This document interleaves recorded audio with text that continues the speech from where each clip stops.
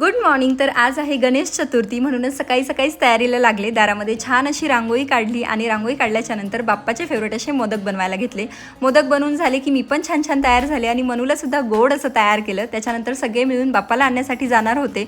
मनू एवढी गोड दिसते की तिला कुणाची दृष्ट नको लागायला म्हणून ते काजळ लावत होते आणि बघते तर काय काजळच निघत नाहीये. आणि नंतर लक्षात आलं की मी फेसेस कॅनडाचं हे इंटेन्स जेल काजळ यूज केलंय.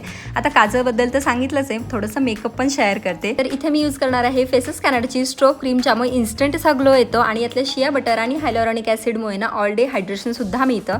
त्याच्यानंतर थोडीशी इथे कॉम्पॅक्ट अप्लाय केली आणि त्यानंतर इथे लिपस्टिक यूज करते जी फेसेस कॅनडाचीच आहे. यातला शेड आहे मॅग्नेटिक.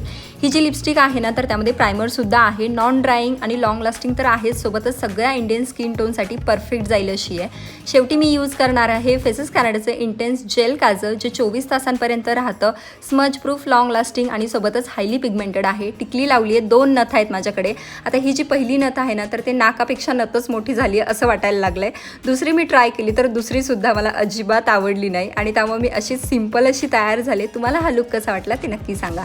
त्यानंतर नानांनी इथे गणपती घेऊन आले. आम्ही सगळ्यांनी मिळून मस्त पूजा केली, आरती केली, छान असं जेवण केलं. प्रोडक्ट आवडले असतील तर तुम्ही हा QR कोड स्कॅन करून ते परचेस करू शकता. चलो बाय.